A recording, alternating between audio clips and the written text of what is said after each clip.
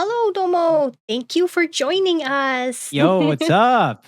Hey, I'm so What up, what happy up, to what have up? you here. Yo, happy to be here. Thank you so much. Sorry, my Yeah, hair's like kind of wet and shit, and I'm a mess. I'm a mess, Tuesdays. So, looking stylish. So now I have a very important question to ask. Where did you get your name shoot. Domo from? You ready? It's kind of cringy. I'm not going to lie to you. Tell me about it. So, honestly, I kind of just jacked it from someone's tweet. Like, you know how there's like, it's a meme for Japanglish, like, oh, DomoArigathanks, or I don't know, like what other words people use. But yeah, I kind of like jacked it from someone's tweet. And then I guess the Domo part kind of just stuck with everybody. And it is like the first part of like my username. And yeah, here we are, I guess. So, I see. I keep wanting to say domo-kun. So. I mean, you can go for it. I mean, no one's really holding you back. So then tell us what you do with the creator scene. I don't even know what I do like half the time, to be honest with you, Vicky. So, I mean, most people know me for doing VTuber interviews, I guess. I started off back in almost a year now. So I want to say like 10-ish Wow. months ago. Really, I started out watching like the bigger VTubers, like people from hololive or Niji Sanji. One day I just decided like, hey, me and my friends kind of just thought, hey, wouldn't it be cool if we talked to a VTuber for a change instead of just watching them on the screen? Kind of an added layer of interaction. And I think we put out a tweet, some like, hey, like if you know any VTuber friends or whatever, hit us up and we'll put you on stream and we'll talk to you. And I think it was like me. There weren't a lot of people at the time. I want to say like 50-ish people or something like that. It was just like a group of friends, really, core group of friends. Yeah, like we got a VTuber on and it was like, super, super fun. So we tried to do it again next week. And, here we are now, like 10 months down the road, kind of still doing this thing. So it's still really fun. Wow. What got you motivated to continue to keep streaming? Because you said 10 months now. So do you actually interview someone every week? So here's the thing. I kind of slowed down going into 2021 just because I was doing them at such a rapid succession. I think sometime like I was doing them like every once in a while for like the first month. And then I think starting from like September to all the way till the end of the year, I was doing like 2 a week back to back. And it was Wow. really fun. But it was also really taxing, like making a trailer, making an overlay individually, like something new for everybody that comes on. And I guess I kind of got a little burnt out leading into like February of this year. And so I kind of just slowed down. I spaced them out. I'd worked on some other like really big projects also involving VTubers. And I guess my main thing was just trying to switch up the pace. So I wanted to ask you, I saw some of your trailers, your VTuber trailers. They look so dope. Like, how long does it take for you to actually make those? it depends. For before they used to take like used to take me really long, like a full like day or like 8 to 10, 12 hours of editing Wow. just for one single trailer and have to make another one. But I quickly found a format for myself. And on average now, I want to say like maybe 4 to 6-ish hours a trailer, maybe a bit less, like 5 hours is like a good point. But yeah, like every now and again, I would try to switch up the formula, but for the most part, it's like a average per stream. Also, yo, Apache, what's up? One of my people. You're getting interviewed, the interviewer becomes the interviewee. I know, yo. It's kind of weird. I'm kind of like I'm out of my zone. Out of your zone. Does this feel kind of weird that you're kind of flipped on the other side now? Tables have turned. Sort of. I mean, I like getting a chance to talk every once in a while, but for the most part, my forte is like getting people to talk to me, you know? Yeah.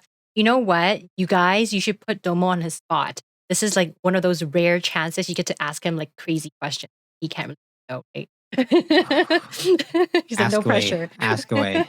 You know what? This is a once in a lifetime, guys. Ask me anything, I'll answer whatever you guys want. For reals? Fuck it. Sure, let's do it. Okay. Yeah, no, back to your trailer. I believe it like 5 hours because a lot of video editing is involved, all of that. But you did such a good like dynamic job with all the transitions and the overlays. So it looks so professional. Did you like learn that all yourself or you? Thank you. Yeah. Yeah, pretty much. Like when I started streaming in August, I had literally no idea how to stream. I made something. It took me like super fucking long, like again, like another whole day for a really simple overlay. I didn't really know what I was doing. I kind of made stuff on the fly. But I think now I have a better sense of like what I want an overlay to look like or like a stinger transition. So, but yeah, initially when I started, and even till now, it's like all self taught. Also, yo, what up, Nugget? Who's your favorite interview by? Favorite interview? I want to say it's probably between Lyrica, who I interviewed, wow, like a really long time ago now, back in October. Either Lyrica or Pick Me, I want to say. Pick Me was obviously like one of my peak moments of this whole Domo thing. Like Mm. from the very beginning, I already set out one of my goals to be like, all right, I'm gonna interview Pick Me for sure. And then it kind of, here we are. So Did you find it kind of, I guess, challenging sometimes to reach out to VTubers to interview, or you just like, let's just do it, shoot your shot and you just do it, or do you kind of get scared, or yeah, it's weird. It's kind of weird that it's become more of a challenge now. So initially, I was really gung ho. One technique I kind of found to, you know, network myself or whatever is like at the end of an interview, I'd be like, "Hey, that was great. That was super fun. Before we go, do you have any recommendations for who you think might be great on the show?" And it kind of like opens the Mm. door to like meeting new people, and also like, it's kind of giddy for people to be invited to an interview like me. Like, I was like, "Oh, yo, Vicky's inviting me to an interview. This is awesome." And I feel like other people are like that too when they get invited.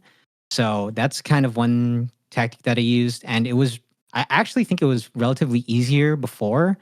Now it feels like, I think, because there's so many VTuber agencies and stuff now, and there's so many things that Oh. you can or can't do.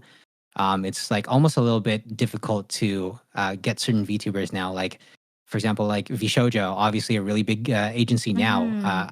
Initially, I got Zentreya on before, and it was like a snap. She was like, "Okay, I'm down. Let's do it." But now it's like, "Oh, let me talk to management. Oh, let Oh. me. I'll get like 2 weeks to for them to get back to you, and so and so." Oh yeah, that's all that red tape now. I think since you've kind of reached your like dream VTubers you wanted to interview, are there any like dream VTubers you want to interview this coming year?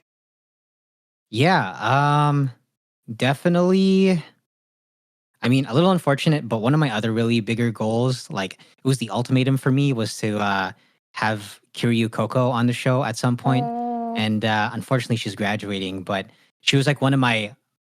I would say that she was like my main inspiration for getting into VTubers. Like she was the Oh. very first VTuber that I ever watched, and her energy was kind of like everybody feeds off her energy. Her energy is so positive and outgoing, and that's kind of what I was leading forward towards with the streams as well.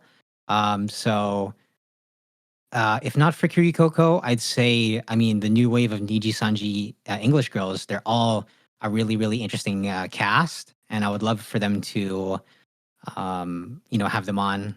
Finana is actually following me back. So, I haven't Oh. brought up the courage to ask her quite just yet. Usually it's kind of like, oh, we get the follow back and then let the water settle a little bit. So I'm probably going to do that and then maybe jump the gun in a bit. But, who knows? Would you ever entertain like interviewing like a huge together, or was that kind of too chaotic? Are you more with the one-on-one? Wait, sorry, say that again? Would you entertain like interviewing like a huge group of people and kind of have like a kind of like a chat around the dinner table? Or would that be kind of too chaotic and more of a Ah. one-on-one Like, style? multiple people at once? Yeah. Um, To get them to interact with each other. yeah, I don't know. I've thought about it at one point, and there's nothing really stopping me from doing that aside from I know people, if they, like, have an interview, it feels better for them to be brought on individually because it kind of, makes Mm, them feel more special. They feel like they're right, featured, you know what I mean? right. So, but I actually really haven't given it too much thought, aside from that, like, maybe in the future, like, who knows? Yeah, that would be I think it would cool. be interesting though to like have multiple people on. I think it would be chaotic, but I think that's kind of the fun and everything, you know? The entertainment factor, basically, right? Yeah, yeah. Things get chaotic, people, banter and stuff. So then now here's the real money question. Mm. Would you ever want to be a VTuber yourself? What's with that VOCO long chat. pause? I've thought about it, and I've warmed up to the idea a little bit more, I would say. Um, I mean, initially, I didn't want to because I thought that, excuse me, I thought that a really big appeal for the idea and the show itself was that it's I'm a real person interviewing VTubers, and I was kind of like the gateway between regular viewers and the VTubers themselves. I'm kind of like the bridge, right? So I feel like if I turn into a VTuber myself, I would kind of lose that touch or that that charm of the stream. But I mean, over time, I kind of like I still sort of feel that way, but also it's a little bit of FOMO. Like everybody's got a nice model, and everybody's doing stuff with their other VTuber friends. You kind of feel a little like left out. I'm like, oh, I kind of want to get into that. So that's like the only thing that's really pulling me from going into VTuber. And for the most part, I feel like I would at some point. Not gonna lie, I feel like I would, but I'm tackling I'm tackling another really really big project right now involving VTubers, and it's admittedly going to cost me a lot of resources, like time and money. So yeah, I guess that's like the main reason holding me back. So then, if you were a VTuber, what kind of design would you want? What kind of design? Like, would you be like a girl, a boy, I like a mean, cat boy, cat girl, Shota, mature, like the character design? yeah, yeah, yeah, What yeah. floats your boat? I think okay, I mean, first of all, I like technically I'm like an honorary VTuber. I had a viewer actually give me a model for free, like as a fan Oh. art thing of my. It's like a little dog VTuber of my PFP. And she was like, "Hey, I made you an art piece," and I was like, "Oh, cool." And she comes back 2 days later, and she's like, "Hey, so I rigged the art piece, and it's a VTuber model. I was like, here you go." And I was like, "Oh, fuck. Well, thanks." So I do have that. Shout out to Mythic Sites. She's super great. That's cool. But like in terms of an original design, I think I would want to go for someone that's like kind of cool, borderline edgy looking, I guess. Um, I don't know. I've given it some thought, and really I'm all over the place. Like I've had a couple of VTuber concepts designs with a friend, and like at one point I was like a demon. One point I was like this humanoid robot thing, and I'm just too indecisive. But I mean, I'll turn that question to you. Have you ever thought of it? I'm sure you have at Uh, one point. I have. It's kind of, I guess, from my end, it's kind of weird because I'm a cosplayer. So, Mm, so then originally when I thought a cosplayer being a VTuber kind of defeats the purpose of my branding as being a cosplayer, right? Because the whole point is, got you. cosplaying. But a lot of my Yeah, yeah, peers actually started doing VTubing, even though they're cosplayers. yeah, yeah, yeah, So yeah, I'm like, okay. So they kind of switch back and forth between streaming as themselves, like yeah, IRL, and also like as a VTuber. And sometimes they kind of separate that personality, saying, "Oh, I am this VTuber's mechanic" or whatever it is, right? So that they kind of have yeah, that immersion. yeah, So yeah, yeah, yeah. I've been thinking about that, but I honestly just recently got back into streaming 2 weeks ago. So I'm still trying to figure out my setup. I literally just got this mic stand like 2 weeks ago for this. Yeah. My green screen is still Okay. coming in. So I think I would entertain it because I mean my younger sister, Kamaniki, she draws and designs figures, like Oh characters. yeah, I totally forgot that she's Yeah, actually your sister. that's my sister, like IRL sister. Yeah. Yeah. Yeah, I totally forgot about that. That was like one of the key. I think she hit me up initially and she's like, "Yo, my sister wants to interview," and I was like, "What? She's your sister? That's crazy." So also, yo, shout out that we're all Canadians. I love that. Whoa. God bless the We're Canadians, West yo. Coast Canadian. Yo, West Coast, you already know. Yo, East Coasters, ugh. Yo, Americans, ugh. I Yo, you guys mean, live there? That's kind of cringe. I don't know. That's a lot. That's a lot. but I mean, I do love visiting the States. I miss traveling and all that Yeah. Oh, stuff. don't get me wrong. Well, I'll drop down across the border. Go to Oregon, no tax, do a little shopping there, and then get my ass right Oh back up yeah. home. You know what I mean? So say if like COVID restrictions kind of like lighten up, would you ever consider like traveling to collaborate with other like YouTubers or streamers, or more of Um, an online thing? yeah, I mean, yo, B, are you in here? Should we say it? Should we say it, B? Or was it a I secret? B I do text? have something in I do have something in mind, like a fairly big project.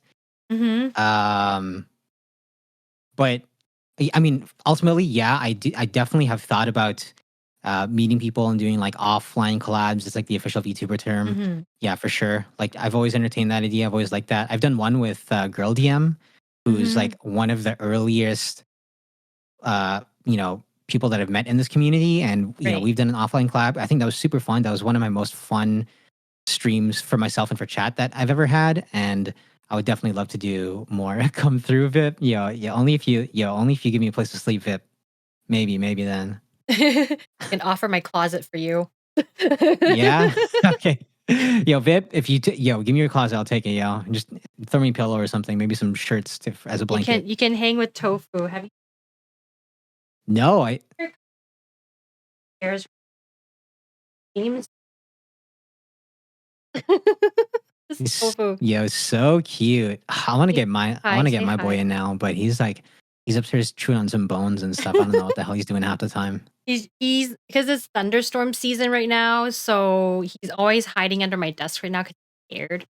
Oh no, really? He's Yeah, just traumatized, huh? I know. I'm like, I forget that he's there, so I step on him all the time now.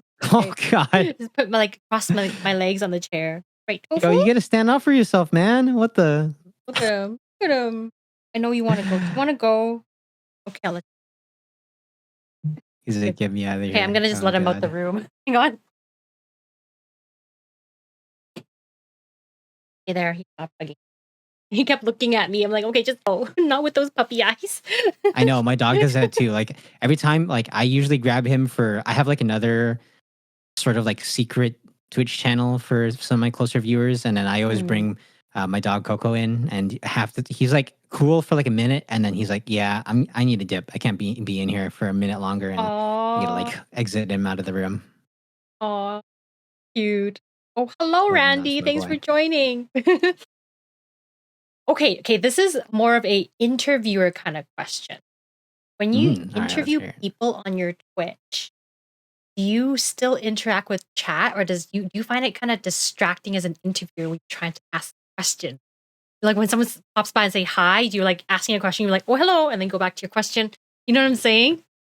For the most part, I would say if the question is relative to the topic at hand, if it's like admittedly, like it's a little hard balancing like people dropping in and out and being like you'll see some comments like, oh hey, how are you doing? And unfortunately I can't acknowledge everybody because it takes away from the interview itself, I feel. Mm-hmm. But if like someone, I don't know, we're talking about like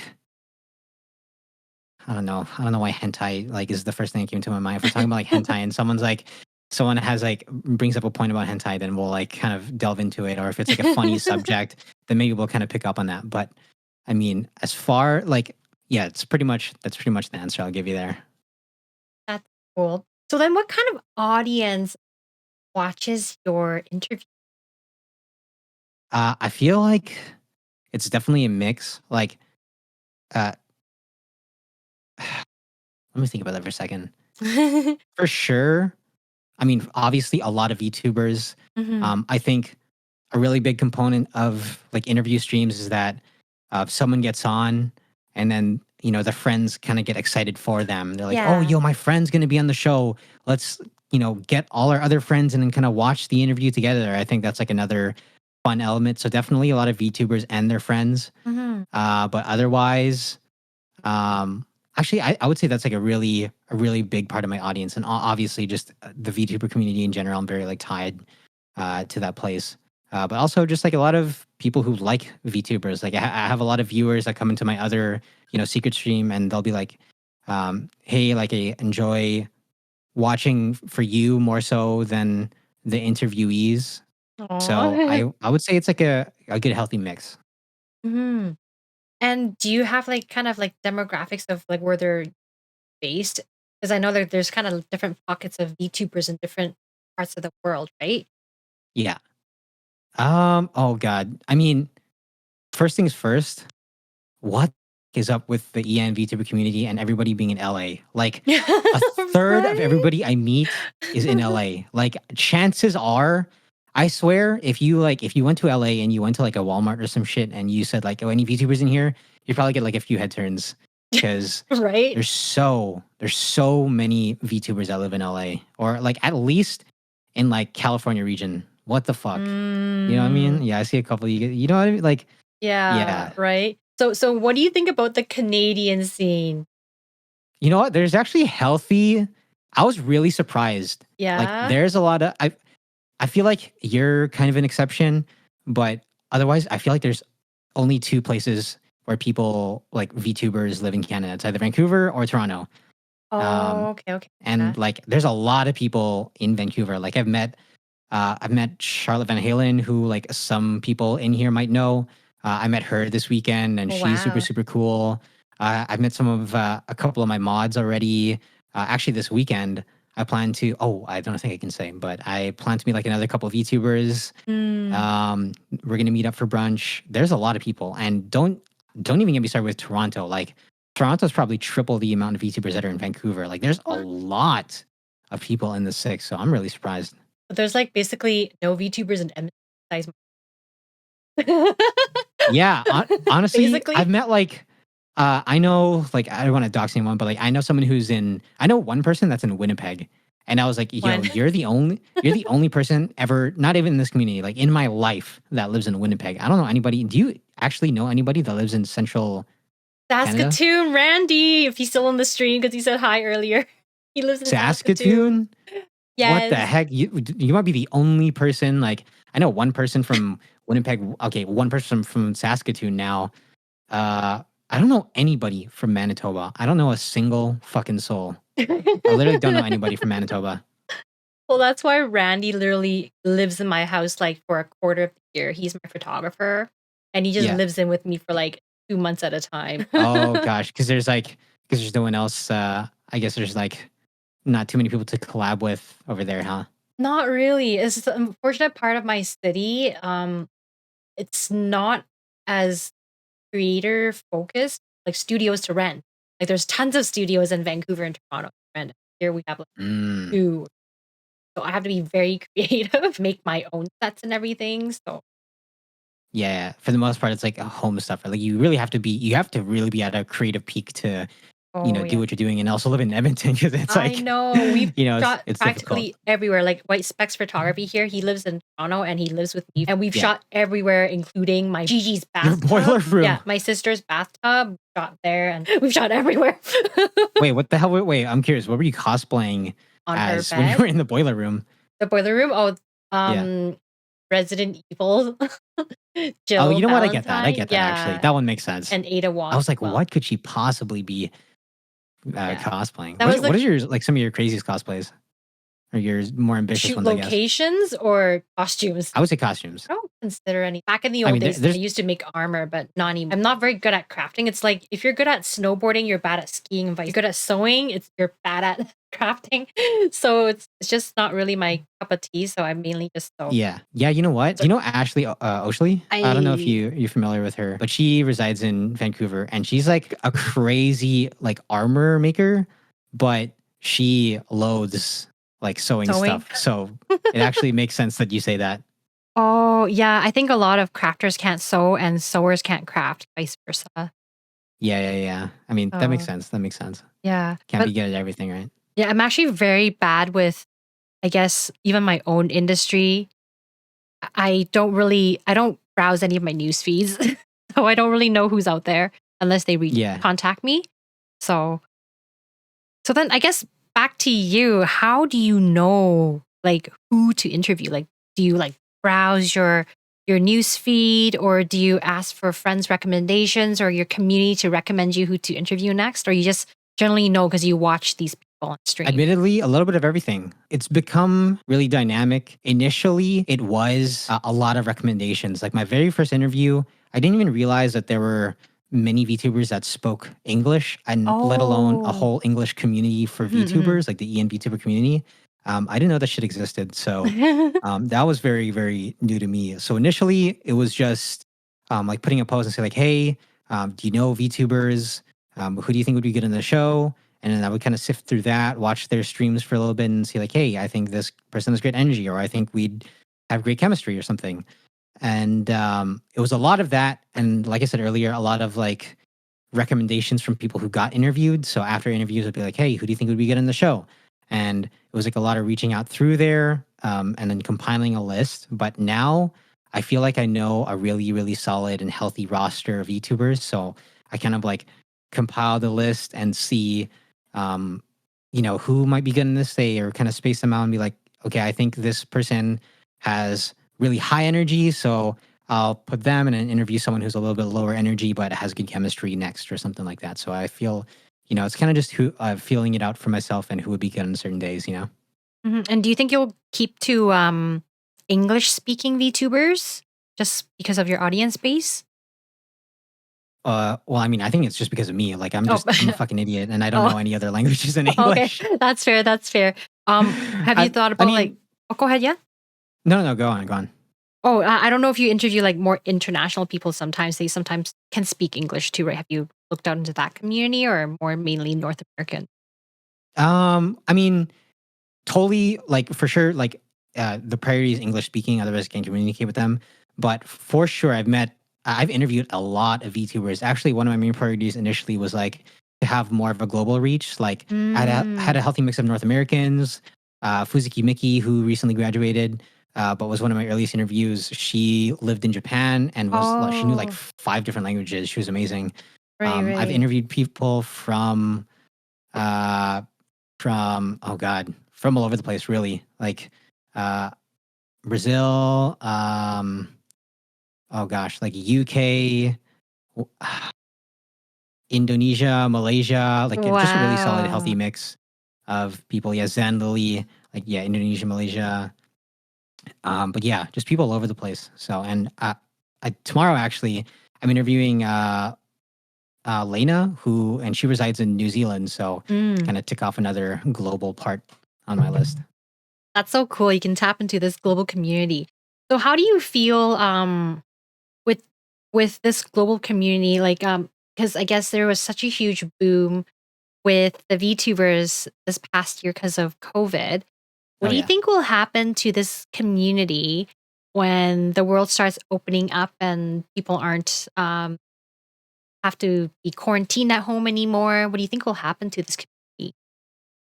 Yeah, I think about that question all the time. And admittedly, um, like I think we're gonna see starting into the tail end of this year, where not only, everybody gets double vaccines, but places start to open up, they can start seeing their friends and stuff. And, obviously there's just less time staying indoors.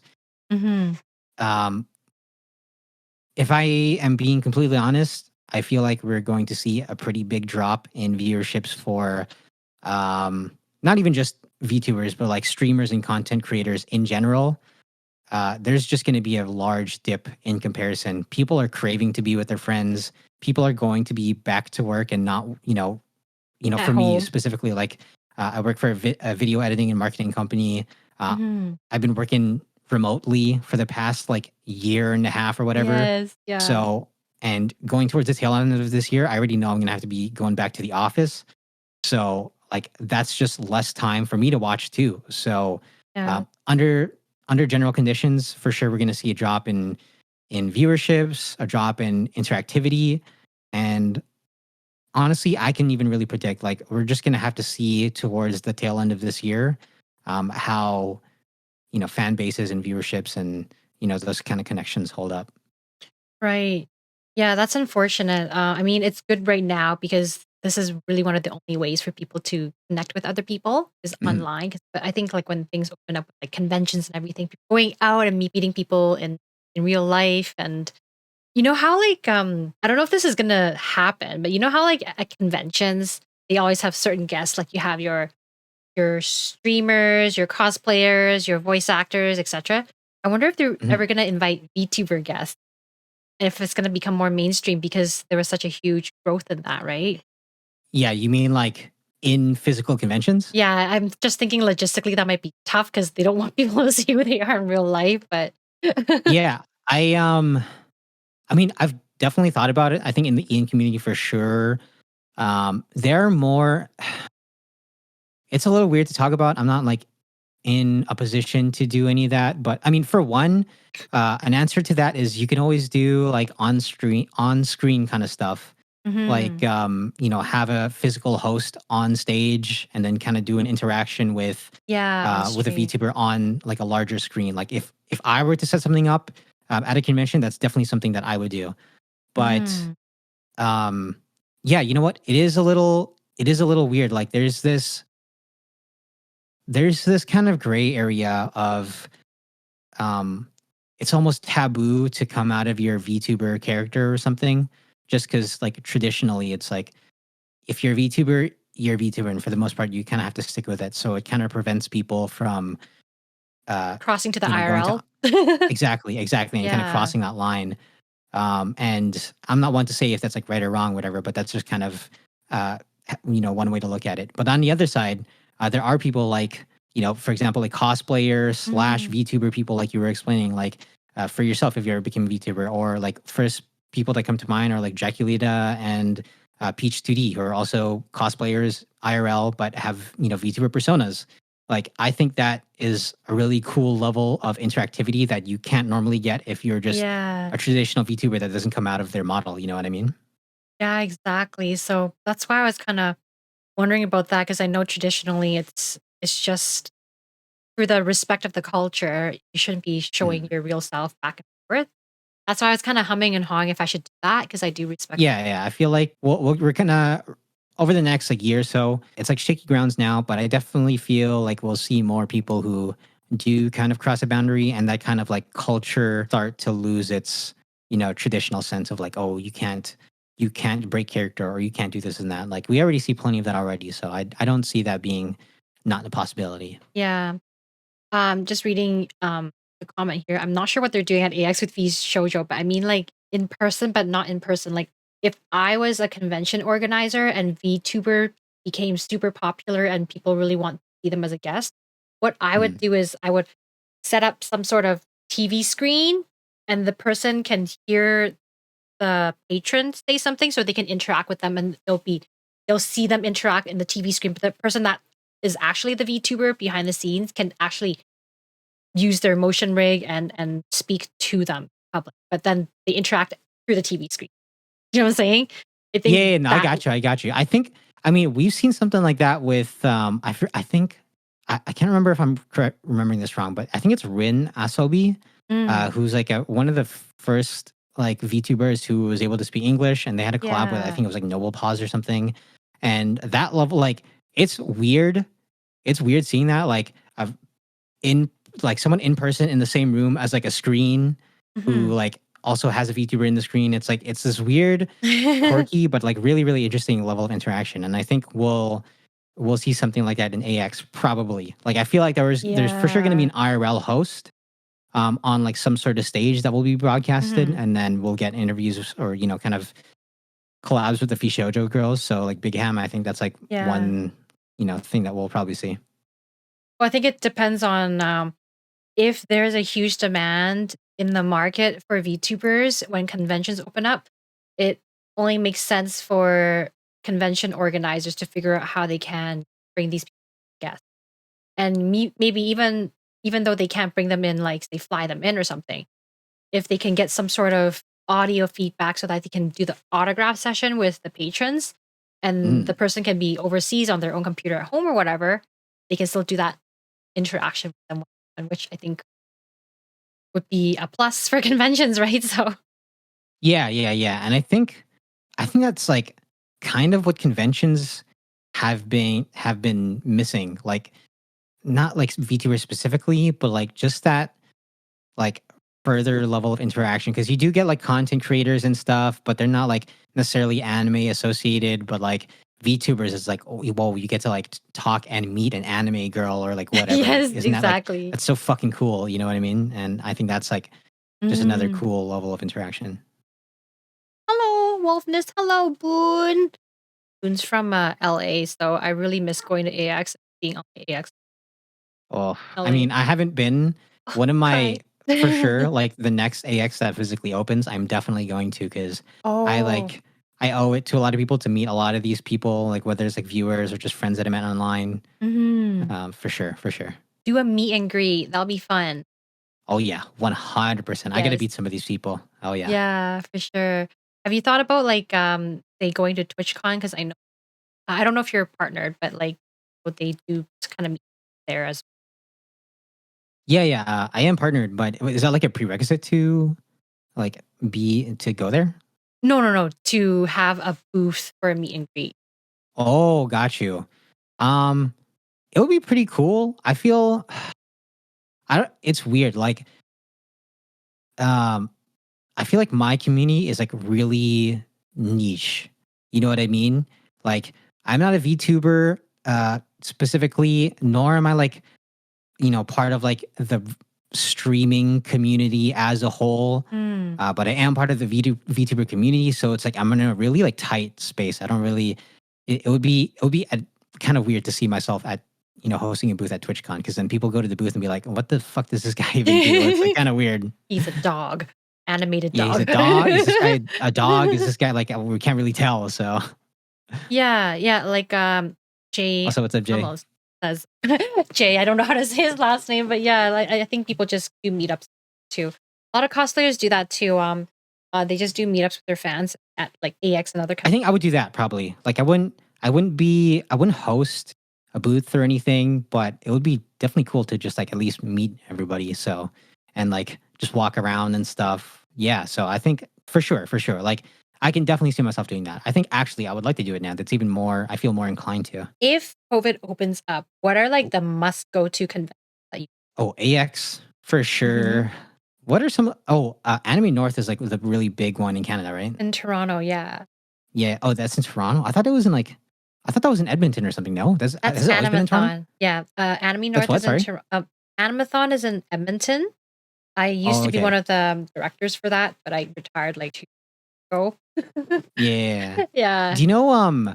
Fuck, I forget because it's been so long. What's the one that they have in Vancouver? Annie, Anime Revolution. Annie. Oh, Annie Rev. Yeah, yeah, Yeah, yeah. yeah. Have you ever been to one of those? I have, yeah. Yo, I think those are like super super fun. Honestly, those are the only That's the only convention I've ever been to. So I'd like to go something that's like more Oh, bigger scale, like Anime North or AX. So for sure, those two. Uh, Kind of random, but I would love to go to an E3.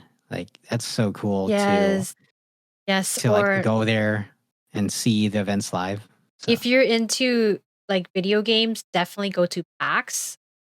oh Um, shit, yeah. yeah, Yeah, there's a PAX West now, right? I remember there PAX. wasn't one for a bit. Yeah, PAX West is in Seattle, so I've been to that, and then PAX South. I haven't been to the I didn't Texas know there one. was I didn't realize there was a South. Really? I believe, yeah, there is a South one. I've only been to the West. Yeah, Anime North is yeah, like white specs photography. That's where he's from. Is quite boring. Wait, is it really? Um, Anime North? I mean, I've never been, so like People I wouldn't call be it the too parking lot con because really. it's people just hang on the parking lot. No way. So Wait, what the fuck? Because like there's no panels, there's no events, just boring as fuck. Is that it? it's like kind of more like a trade show, like a Comic Con. Yeah. So it's just like a huge convention center, and just go shop there. There's some panels. Did you say they host it in a mall? No, in a convention hall. Oh, okay. Sorry. I was like, what? Like in the middle of stores? That'd be kind of weird, but okay, got you, Yeah, got you. it's Yeah. more of a All right. shopping Well, place. So yeah, yeah. If you want to go buy merch and stuff, okay, maybe. Okay, good yeah, looking out, guys. Maybe not Anime North. AX. I also, you know what I heard?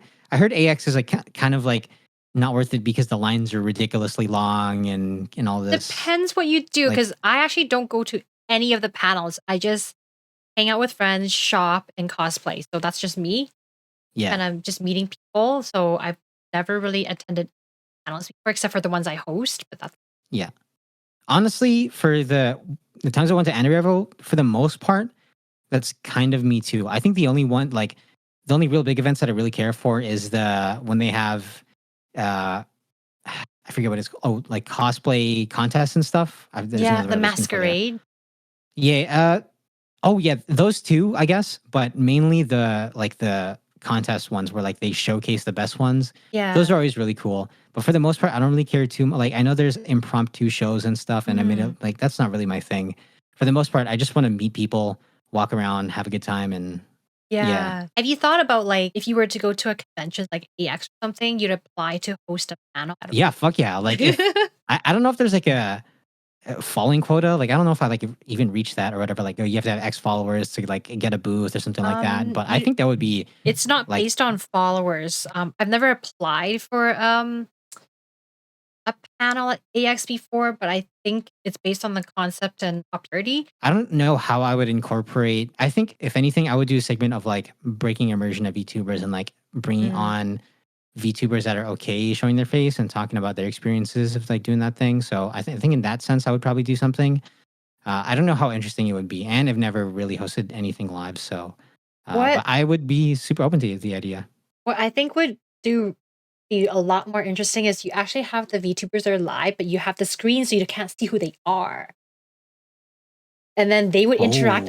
You know how like there's that desk at the stage, and then there's like the chairs with the microphones kind of thing. Basically, you have like 4 of them, and they would just talk to each other, and then maybe guests of the audience will ask questions for Q&A. They can all kind of answer and chime in. That would be fun, right?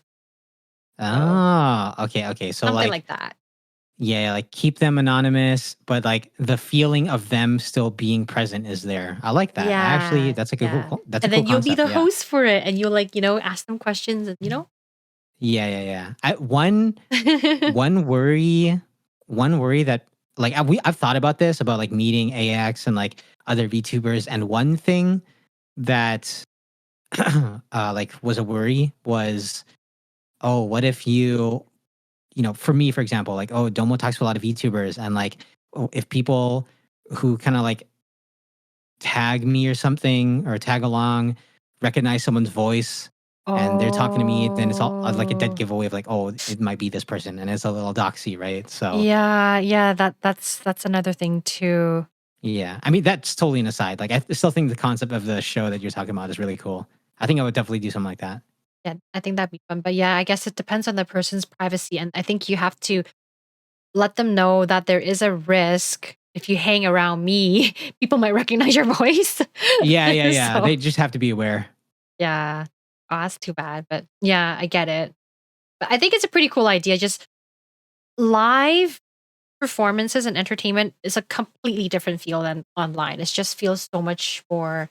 You can feel the energy in the room. It's different, right? So Yeah. I think, yeah, definitely. I would love to try it. I honestly, I don't think I would do very well. Cause like, I saw like get kind of nervous in front of bigger crowds if, whether it's like singing or whatever that is. I think someone like you have a lot of experience there. You do execute really well. So if I were to do it, it would be really fucking lackluster. Like, please, Vicky, don't come to my show. Oh my God, I'd be so fucking embarrassed. I'm gonna call all my friends up, like, let's go watch his show. Make sure he screws up and record everything. I'm gonna see in the corner of my eye, and I'm just gonna like pass out or something. Like I just won't breathe. I won't exhale. Aw. I think it just comes with practice. It's just like streaming. Sometimes people get nervous even going live online. Yeah, that's true. I mean, maybe we'll see. We'll see, guys. We'll see. Who knows?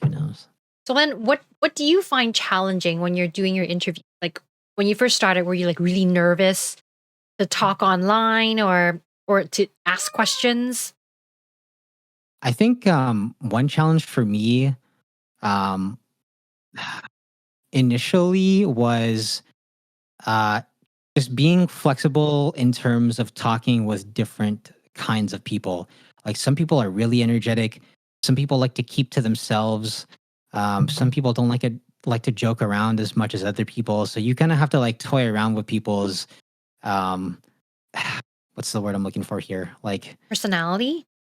I guess, yeah. You kind of have to like, play, tread lightly and kind of like test the waters with everybody and kind of get a feel for them. And it's hard, especially if you haven't talked to them initially before. Yeah. So you have to almost adjust for that live and be like, oh, you know what? Maybe that joke didn't fly well. Let's lay off on those kind of jokes or something, or let's not ask this so-and-so question.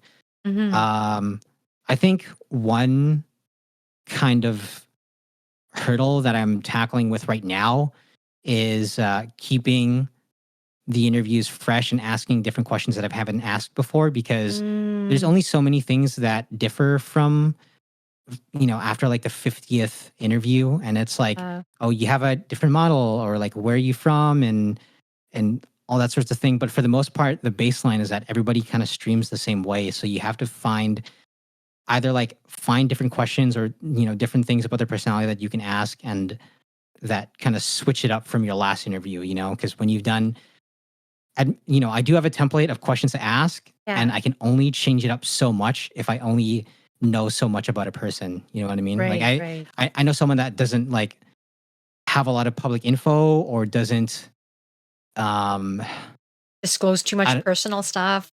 yeah. And it's difficult for me to break that shell, or just keep the interview itself new. So that's one hurdle that I kind of I'm struggling with right now, and it's a learning process as I go, I guess. Do you spend a lot of time trying to like search your guest? Yeah, for sure. Like for this Lena one that's coming up tomorrow, she's a really really interesting person. She's multi talented. She does like sculptures. She's been doing art for like 10 years, and that's a huge backlog of information that I can look into. So I'm really excited for the one tomorrow. And that's that's an example of like an interview that I really kind of hammered into and made sure that the questions really tailored to her.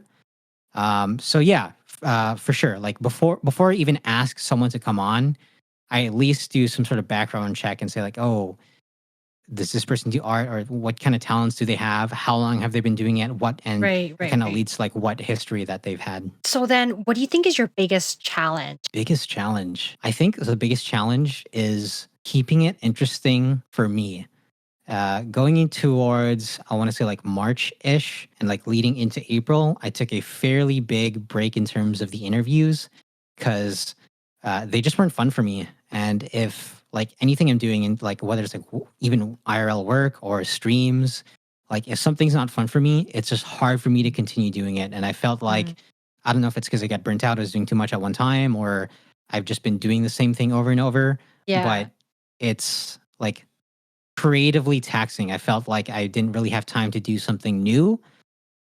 One thing that I did was hold a Valorant VTuber invitational, and it was like really esports esque and stuff, but like still really fun. And that was something that was like a larger project that I've done, and that was really fun for me. And it was a good excuse to like switch it up and do different graphics and do something completely out of my comfort zone. And it's something that I really needed at the time. And I'm glad I did it. And now, going back to the interviews, I feel like, oh, that was a really good break. I was challenged to do something new. Now I can go back into my comfort zone and, continue this kind of thing. So I think to answer your question, just keeping it fresh for myself and not getting too burnt out. So do you find that it kind of takes up a lot of your time, like because you work like a full-time job and have Mhm. this on the side? Like, how do you juggle both? Coffee, Coffee. lots of coffee, lots of coffee, and some like, sacrificing a little bit of sleep here and there. But I mean, I don't know, like my body and my brain just kind of does it on its own almost. um, Provided that what I'm doing is still fun for me. Hence, why I was talking about burnout so much. It's like that portion where I felt like I wasn't really creatively driven, or if it wasn't fun for me, it was really hard to continue doing those interviews and stuff. So now I really make sure, okay, don't do too much at a time, and make sure to do something different every now and again. And I think that's like probably advice for like any, or not advice, but like a guideline for any streamer, is like just to do something really different. Cause like a streamer can only play, I don't know, like fucking Apex Legends, 5 days a week or whatever for so long. Like everybody gets bored of the thing that they're doing constantly. So it's just kind of keeping tabs of when to switch things up, and, how to like just challenge yourself, I guess. So what would you say would be your goal for this year? So I do have one big project. I'll talk about it in a second. I guess like just surface level though, I would love to have some like a certain guests on, like some Niji Sanji people that I've been talking to. I would love to have them on, and you know, just like bigger agency VTubers. That's always kind of been like a almost a goal post for me. Um, and it'd just be entertaining for my audience, I guess, to have those people on. But also, Something that I'm working towards right now, and I mentioned it before. I'm really, really, really fucking excited to work on this bigger scale VTuber project. Mm. And I've only talked about this once ever, and it was on Bao's Discord stage. So this is like, I haven't actually made the full announcement yet, and I will do this announcement next week on stream officially. Ooh.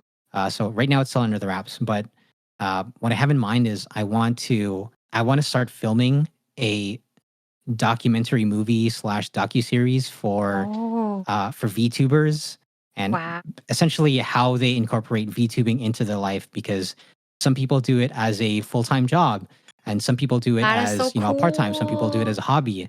And uh yeah, I think it would be really cool to cover that, but really my main thing with this what I'm doing is when people ask, "Oh, like what's a VTuber or whatever?" Like, and it clicked with one time what my friend found my stream incidentally Yeah. during like mid interview, and he was like, "What the fuck is even is like? What are you even doing?" And I was like, and it was like just really hard to explain.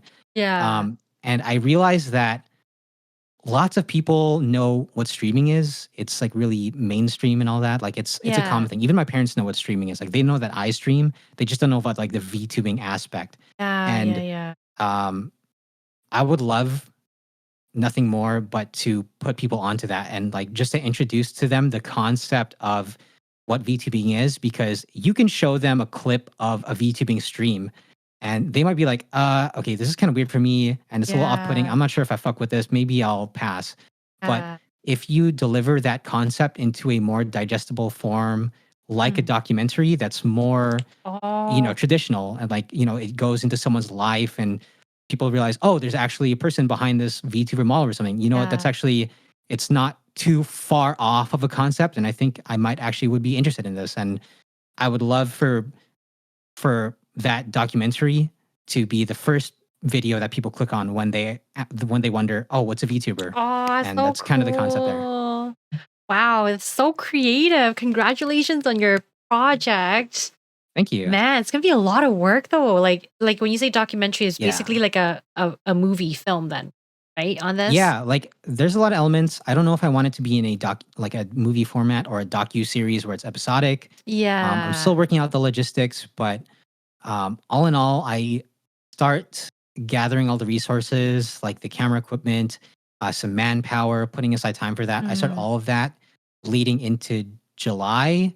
mm. I don't want to say who I'm filming first, but I start filming mid July, and then Wow. I the plan is I pitch it to people. I haven't really decided. Again, I'm still working out the logistic, guys. So like, don't take what I say right now, for word. But I do. I want to try like a crowdfunding kind of thing where I'll like everything that I'm working on right now will come out of my pocket, and that's totally fine. Like all the Mhm. manpower, the camera gear, like everything, and that's totally cool. And I'll put out the pilot, and if people want to see more of that, I'll do some sort of crowdfunding or something, and be like, hey, set milestones, and kind of do more episodes as people fund it, and that kind of thing. I don't even know if I'll really do that portion of it yet, but Mm. I'll figure it out as I go. So are you gonna be traveling like to different cities Alright, to please. film these VTubers? That's what Yeah. you're doing, So right? ultimately, the idea is to do this globally. So, like, Mm. right now, it will be limited to North America because traveling Right. outside of the Yeah. country is really fucking expensive, Yeah. guys. But like, the end goal is that I want to be able to visit people all over the world, like New Zealand, Mm, Brazil, yes. Philippines, Korea, Japan, like all that. And there's so many VTubers across the world that I wouldn't have trouble finding people. That's for sure. And I already have a Right. list of interesting people that would tell a unique story. So, and that's, I guess, that's like thinking in the long run. But for now, I'm really gung ho. So the plan just for now is let's do this pilot episode, let's film it, let's present it to the world, and we'll kind of see where we go from there. Honestly, I think you can actually apply for if you do like a pilot episode, you can actually apply with the Canadian National Award for funding for this project. And actually try to pitch it to Netflix and stuff like that too.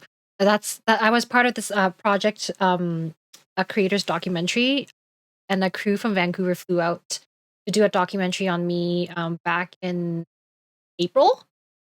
So it's quite similar. They kind of just they filmed a bunch of other stuff before they do like full-time commercial work, but Yeah. they came and they're actually flying all over the world because they picked I think a handful of creators in different fields. I'm a Oh cosplayer. wow. There's like someone that does more 18 plus type of modeling, and there's someone that does oh shoot I don't know what the term is, but they walk on skyscrapers and stuff like that, like do the stunt stuff, right? And Oh, what is it, like free walking or something like that? but they do Oh no, like that's free dangerous climbing. thing, like dangerous stunts, and Yeah, yeah, I yeah. forgot what it's called. But It's there's like a word for almost those. tightroping or something. Yeah, Oh, it's something like that. Yeah. yeah. Shit. Oh my god. Someone in Parkour. chat. Yeah, yes, Is it that's parkour? Yeah, yeah, yeah, that's what it is. yeah. Thank you. Thank you.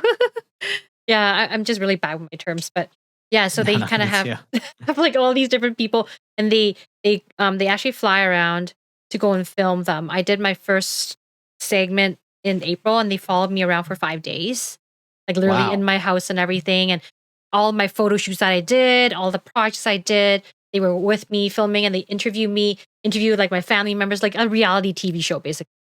That's awesome. Holy smokes. Yeah. Yeah, and then they would come back later this summer to film the second half of it. Oh, it's been 4 months now, and this is what happened. And then they kind of go jump around to like all the different creators and see what they do, kind of thing.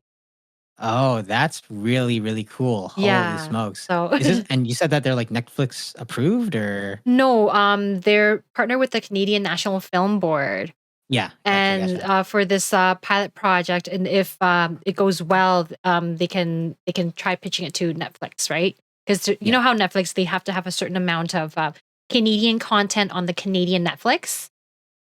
Oh, I So didn't even know that oh, actually. they There's a do. quota? There's a quota. So like that's why if you log Oh, on to Netflix in different countries, the shows are different. And because there's maybe like 100 shows on your network platform for Canada and 100 for yeah. US. And 60 or 70% has can be anything, but 40 or 30%, I don't know what the ratio is, has to be a Canadian content. Wow. That's actually so interesting. I didn't realize that there was like, Yeah. I didn't know that like channels or like platforms had that quota in place. I think So, but that's I mean, that to actually makes sense. yeah, I don't know if it's true for other countries, but it is for Canada. So they protect Canadian creators so that they can get their work Yeah. out there too, right? Yeah. So I mean, that totally makes sense to yeah, me. Otherwise, they would just like kind of vulture for American content and just have all this. 100% Yeah, American movies. exactly. I guess So that actually really makes sense because, um, admittedly, the Canadian Netflix isn't the greatest. So, but that's because they can't get like a certain amount of American shows or movies because they have to keep that like ratio quota or, however you described it. exactly, So that makes sense. exactly. Yeah. So I think Yeah. that's exciting because you're doing this documentary. I'm like, oh yeah, we just did it like 2 months ago. So I'm like, Yeah, yeah, yeah. That's super cool. I mean, um, I I am no stranger to filming documentaries. And exactly as what you said, I've experienced like contacting the. So I worked with a filming company about a year and a half ago, or like two oh years ago yeah. now, and we flew down to Manzanillo in Mexico, and we did a documentary on like an orphanage there, and we did another documentary at the time as well. And we had like a whole crew there and stuff, and that was Hmm. really fun. So I definitely am no stranger to filming documentaries, editing, and the whole process. I remember at the time we were getting like Canadian grants too to film them, so Oh that we great. making sure that we were reimbursed for like all the equipment and like travel Right, right, expenses and all right.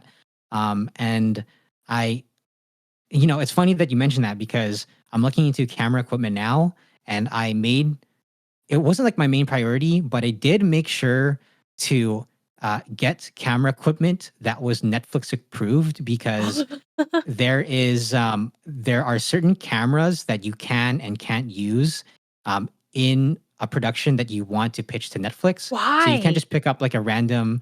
Well, I mean, like it would be too open to anybody to film like a really shitty, Like off their low iPhone or quality something. documentary. Yeah, on their iPhone or on like a 10-year-old What? DSLR kind of thing. So they want to make sure that Huh. there's some sort of level of quality that they can maintain. Yeah. So Oh, okay, they gotcha. do want to keep that. And I had it in like the back of my head to make sure that the camera gear that I'm getting is Netflix approved, and it is. So maybe that's something that we'll see. Maybe I don't know if the popularity and the backing is there, then that might be a thing that you'll see on Netflix. Who knows? But Honestly, realistically, probably not. honestly, what I guess TV companies look for are two things. One, do you have your own funding or money or how much it's going to cost? And two, Mm. do you have eyeballs? Yeah, So yeah, if yeah, you yeah, have those two satisfied, it's really no reason for them to say no to you, yeah. And I right? think that's like 100%. Wait, what was the first thing you said? Eyeballs and what? Eyeballs and money. Oh, money. Okay. Yeah. I don't know about the money, but well, I mean, like, when you mean money, I guess like production value of the Yeah. show, right? Because how people usually do is when they pitch, like you can have an amazing script writer, you have your pitch deck and all the resources, and you kind of submit a proposal to them. It can be the most amazing thing. They approve it because they think the concept is good, right? Yeah. But maybe halfway through filming, they realize every episode is getting more and more expensive. They can't, it doesn't balance the books. So they would sometimes cut shows off early because Oh, it's okay. even though they have the eyeballs, but it costs too much, they will cut it. If it doesn't cost a Interesting. lot and doesn't have eyeballs, like you kind of have to balance. Those are the two things to look for. If it costs too much because they have to fund you, Yeah. or if it has eyeballs. Yeah. I mean, I think the process for what I would do is I would probably complete or like do like half of the series and then pitch it to Netflix and say, like, hey, this is, we've got some traction here, or the concept is really great. And I think that, with your backing, we'd probably be able to up the production value and put out more episodes or whatever. And then, but I feel like I would definitely do a lot of episodes first before I start doing any pitching. That's the idea, anyways. How come? So, Why do you think you want to do more episodes as opposed to like say like pilot? um, well, for the funding, that's the idea. Or for like if I were to kickstart it, or Oh, right, what right, have yeah, you, I would do the pilot episode first for sure. And all the money comes out of my pocket, and that's cool. And then I would put it out on like a GoFundMe or Kickstarter, and then kind of yeah, crowd fund more episodes. Um, but I think at that point there wouldn't be enough eyeballs, as you said, for Netflix. Like, I think the series needs to gain some traction and some interest first, and see like right, if the concept can be fleshed out for, like, let's say a 10 episode length or something. Like, can you make it interesting for 10 whole episodes, interviewing 10 yeah, different people or something? Maybe not. And that's like something that you'd have to see, more episodes in, I guess, and not just a pilot. yeah. And honestly, in the social media creative world, there's a lot of eyeballs already. Yeah. So every person you interview can definitely bring their huge fan load of eyeballs over to get you your numbers, right? And data to show them that, hey, these are the fans for this, and this creator. And this is how many people backed my crowdfunding. Yeah. No, totally. And I think a key element, like on top of what you just said, is that um, VTubing is, albeit Japan has been doing it for like several, like 5, 6, or whatever years, Yeah. it's a fairly new and just flourishing Western concept. And I think because of that, if you pitch it to like some companies or whatever, they're going to be like, oh, I've never heard of VTubing, a virtual, Right. like, what's like, I know what streaming is. And, it's Yeah. kind of this like gray, unfound territory that you can kind of play around with. So I think that's one reason on top for like if I pitched it to, a video company like Netflix or whatever, it's the concept is just interesting and new enough. Very kind So of new and innovative because it's really done yet.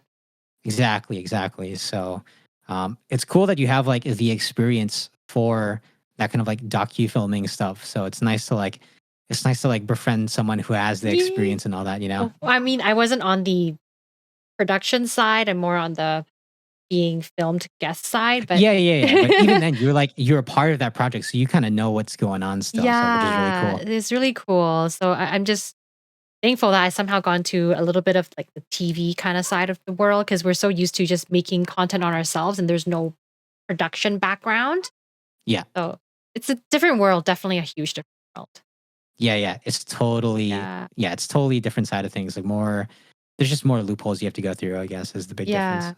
I get so excited when I talk about like creating projects and everything. Sorry, I just like start asking you all these No. questions about it. I mean, I love it. I love like, I love the back and forth that we're having too. Like, I think just bigger production is like, you like, I mean, you're on a much bigger scale, but like the premise is that you and me are both content creators. So, but when we can talk about something that's a little more like high level or professional, it like, you get kind of giddy. Like I'm really excited talking about it too. So yeah, like ranting a little bit. Sorry, guys. If you guys have questions about him, Domo-kun being a VTube interviewer, go ahead and ask. We're just rambling now about. No, it's cool. Honestly, like I'll be honest with you. I hinted at this project like I think a couple weeks ago. Oh yeah. And like I've been like dying to get it off my chest. Like it's one more week until I announce the thing. I have a particular stream that I'm gonna announce it on. But I've been like, aside from the Discord stage that I kind of that I talked about it last week, I've been like craving to get it off my chest. So it's perfect that I could just say it here. Oh God. Thank you for sharing it here. Yeah, thanks for letting me. Yeah. Yeah. Do you know like what like the timeline you want like your first episode to like drop? Like do you thinking like half a year, a few months? What are you thinking? My turnaround is gonna be fairly quickly. So I think the edit time is the only thing that I'm really worried about. But if it's just a pilot, I think I'm probably looking at like an 8 to 15 minute pilot, depending on like how much we can flesh out my first interviewee. Yeah. And again, I'm still planning everything. Everything's still in planning stages. But as of right now, I actually just ordered a lot of the camera gear today, like literally like an hour before we interviewed. I was like calling people and I was like, hey, do you have this in store? Do you have this? How long does it take to ship this? So I've ordered a lot of the equipment already. And that's gonna come in by the end of June estimated. I need to play around with some of the like the new camera gear, like how I want to set up the lighting for my interviewee, practice some B-roll. That's probably going to be a couple weeks. And I've already talked to my first interviewee. We're probably going to start shooting mid to like about like mid July, like July 19, 20-ish, something around there. And the edit time would probably be about a month. So I want to say I'm shooting to get the pilot out and everything by mid to end of August. That's kind of my goal there. Wow, that's an aggressive timeline. Oh my God. Yeah, but I'm pretty confident with this one because for one, I do have experience in this kind of documentary filmmaking field. But then also I'm really, really adamant about new projects. Like this thing is like all I've been thinking of for the past like a week or so. And when I set my goal to create something, I go at it really, really fast, maybe like at an unhealthy rate. So but I'm really confident in getting this out by the end of the summer, and I'm excited to get this out, and I'm excited to like show you guys that are in here right now. Yes, I'm excited for you to see it, Vicky, and hopefully you guys like it, and hopefully if you guys want more, then we'll figure something out there. I'm so excited, just like get like the goosebumps just listening to this project. Oh my God, Yeah, I'm glad, and I'm really excited too. So I just can't wait to execute. I'm like, I'm craving like mid July. I finally start on it, and we're gonna get it together.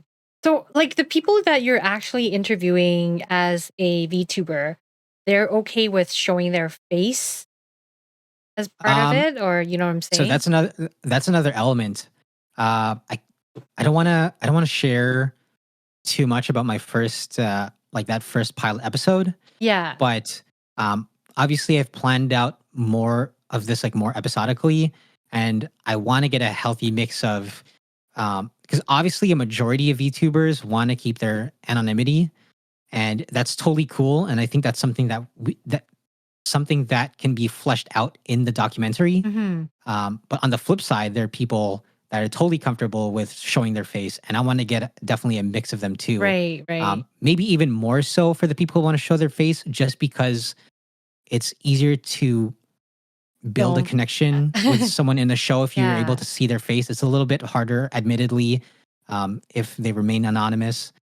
Of course, you still get the voice and everything, but there's just that, Mhm. that missing, not the missing layer, but it's just, it's even stronger of a connection if you can see someone. It's a human connection where you can actually like look into their eyes and kind of feel what.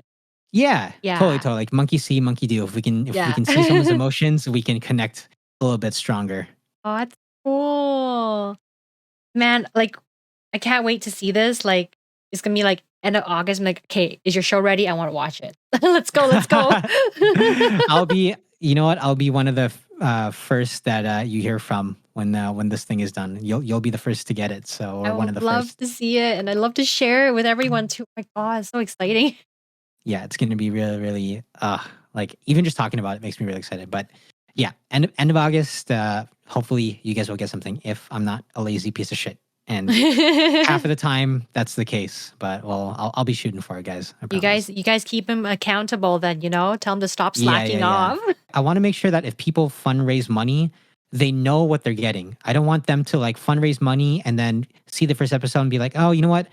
That was a little bit lackluster. And I'm not sure if like it was a good decision to back my money into that project. I want to make sure that people know what they're putting their money into and what they're supporting. And then, we can go from there. So that's why I want to make sure that we get the pilot episode Right. up off its feet first. I'm notorious in my community for leaking my own shit. Like I'm so bad with I'm really good at keeping other people's secrets.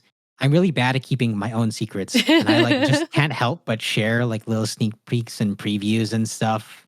Yeah. You're just passionate about it. That's why you're just like, I want to post this now, but I gotta wait till tomorrow. No, I Yeah. gotta just post I it want now. I'm just so excited for like people to like see new stuff and like, Mm. get like people's reaction, I guess, is like a healthy part of it. So but this one for sure, I'm gonna do my best to keep it under wraps as much as possible and kind of like knock everybody off their feet when I give them the full project or at least a pilot. Do you think it's gonna be difficult to do what you're doing right now with like your interviews and everything, and you're working a full-time job, and now you're adding in this huge project? Are you gonna find time to juggle everything? I've kind of been preparing for this, so I definitely will reel back some streams and some like interviews and stuff. You probably won't see as much of me going into July and like into the beginning of August. You'll definitely see less of me as I work more on this project and then find time to balance like, work and stuff. I've learned my lesson before, and that's to not go too hard. And the result is just gonna be me burnt out and it's a lot of wasted time. And that's the last thing I want. So I'm gonna make sure that I balance a healthy workload of everything. This project, regular streams, work, um, and yeah. But I think I have a lot of people to help me keep myself accountable, I guess. Good. And I'll poke you once in a while. Like, yo, you doing this? Don't slack Yeah, off. yeah, yeah. Vicky, I'm gonna need you. Yo, Domo, how far are you done? Are you done this yet? Have you done this part? Make sure you do it today, right? I'm gonna be like, okay, Nope. Vicky told me to. No playing Sorry guys, I can't play Valorant. Valorant. Yeah, yeah, I can't play Valorant until I'm done. Fine. Yeah. Ugh. Oh. Well, anyways, I'm probably going to be ending off the stream pretty soon. Is there anything you want to share with our viewers right now? Any last minute words or piece of advice you want to give them before we sign off? Um, Actually, real quick, guy. Yeah, that's like I mentioned it on Bao's Discord stage. The charity thing is one thing that I want to do before I even before I start filming the interview. So for sure, guy, like that's gonna be around the corner. Like before I start, if anybody's lost, I do like owe a lot of charity redeem stuff from like a large charity that I did a little bit ago. And for sure, I'm gonna finish those off before I even think about um doing a Kickstarter or whatever, because that would be like fucked up if I did. So for sure, get those done, and then we can talk about attempting to do a Kickstarter. Uh, Sorry, aside from that, um, yeah, just I guess as like a general note, be careful, guys, of like burning yourself out or going too hard or something. I know it's like really fun to do something in the moment, and you want to give it 110%, but that can backfire on you. So just make sure you're going at a healthy pace of whatever you're doing. Honestly, whether it's like VTubing streams, work, uh, family. Holy shit, I really missed out on some like family time this year, and that was really bad of me. So that's something that I'm working towards, just getting more family time in. And yeah, I mean, I love everybody that's in the VTuber community. I love people. I love you guys for tuning into this and, you know, being interested in me, I guess. It's really flattering. Vicky, you're super awesome. Keep doing this thing because it's really dope. And it was super, super fun to get to chat with you. I'm interested in seeing like who else you have on in the future. And such and that's pretty much it. Thank you so much for having me. It was really, really fun. Thank you for doing this interview with me. So I hope you guys go check out Domo's channel and all of the interviews that he does with all of the VTubers, and watch out for his official announcement next week, not this leaked one on this channel. Yeah. Next week, guys. Next week. Thanks so much, guys. We'll see you.